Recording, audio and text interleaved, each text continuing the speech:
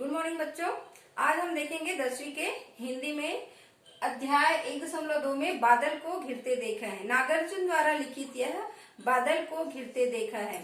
इसमें कवि ने कहा है कि बादल जो है, मैंने मानसरोवर की जो पर्वत है, पहाड़ है, उस पर बादल को घिरते देखा है। पहले पद्य में हमने देखा कि मानसरोवर की जो ऊंची ऊंची पहाड़ियां हैं, उस पर मैंने बादल को घिरते देखा है। क्योंकि पहाड़ी जो होते हैं, पर्वत जो है, वहाँ बहुत ऊंचाई पर होते हैं और बादल के बहुत करीब होते हैं।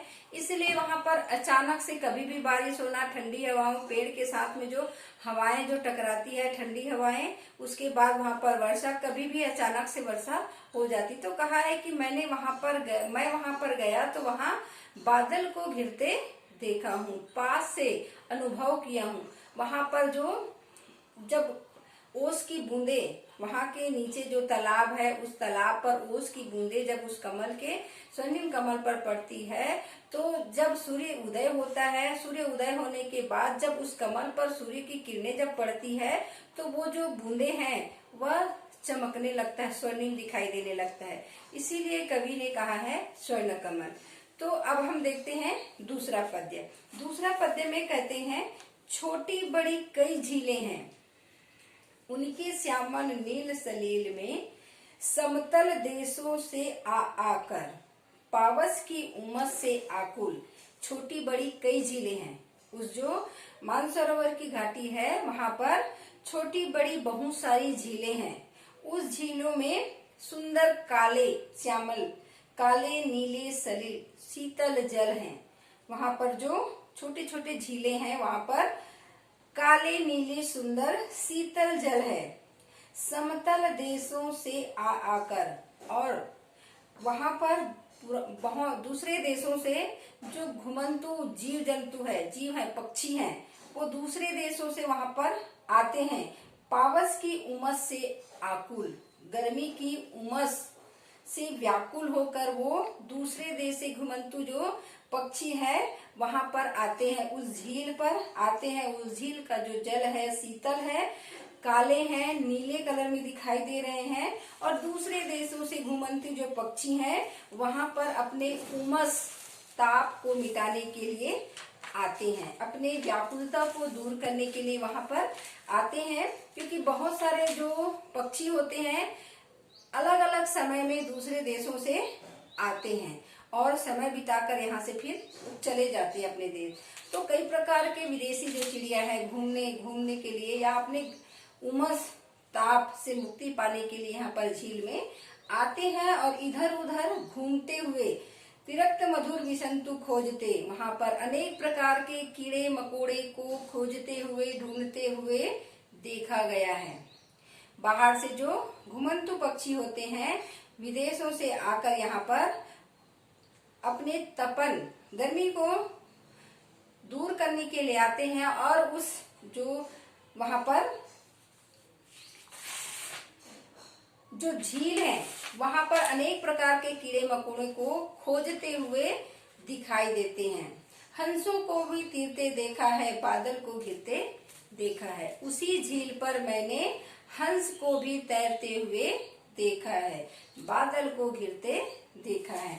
तो कवि कहना चाहते हैं कि इस पावस जगह पर अपने गर्मी के तपन को दूर करने के लिए विदेशी पक्षी भी यहाँ पर अपने गर्मी को शांत करने के लिए आते हैं उसी झील पर, और वहां पर अनेक प्रकार के कीड़े मकोड़े हैं उसको ढूंढते रहते हैं, उससे अपने भूख शांत करते हैं। और उसी जो झील है वहां पर हम वहां पर हंसों को भी तैरते देखा है, बादल को घिरते देखा है।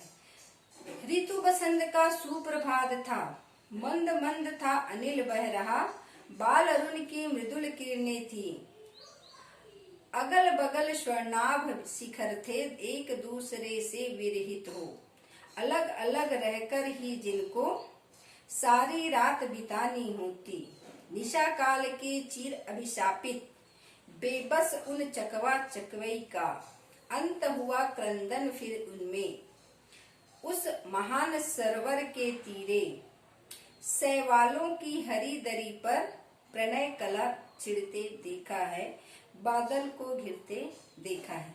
यहाँ पर कवि कहना चाहते हैं कि बसंत ऋतु का सुप्रभात था। अब गर्मी का मौसम जाने के बाद जब बसंत ऋतु का आगमन होता है, गर्मी का अंतिम और जो ठंडी का शुरुआत, तो बीच का जो समय है वो बसंत ऋतु का होता है। बसंत ऋतु के समय में ना गर्मी होता है ना अधिक ठंडा होता है। उस समय का जो मौसम होता है बहुत सुहावना होता है। इसीलिए बसंत ऋतु जो होता है ऋतुओं में राजा कहा जाता है, क्योंकि उस समय का मौसम बहुत ही सुखदायक होता है, मन को भाने वाला होता है। तो इस समय जितने भी जीव जंतु हैं सब सुख का अनुभव करते हैं। तो बसंत ऋतु का जो आगमन होता है वह बहुत ही मनमोहक होता है, सुखदायक होता है, मन को हरने वाला होता है। उस समय मंद मंद था अनिल बह रहा। उस समय की जो हवाएं हैं वो मंद मंद गति से बह रही थी। बाल अरुण की मृदुल किरणें, बाल अरुण मतलब सूर्य की जो बाल अवस्था, सूर्य जब उदय होता है तो उस समय उसका बाल अवस्था होता है। तो जब सूर्य उदित होता है तो उस समय की जो किरणें होती है वह बहुत ही मृदुल होता है, बहुत सुख देने वाली होती है। अगल बगल स्वर्णाभ शिखर थे, अगल बगल स्वर्णाभ, स्वर्ण के समान अपनी आभाएं बिखेर रहे थे। जो बाल अरुण है, जो सूर्य जो है अपने बाल अरुण के द्वारा किरणें जो प्रकाशित कर रहे थे वो अपने अगल बगल जितने दूर तक उसकी सूर्य की किरणें बिखर रही थी वह स्वर्ण के समान दिखाई दे रही थी। एक दूसरे से विरहित हो, अलग अलग रहकर ही जिनको सारी रात बितानी होती।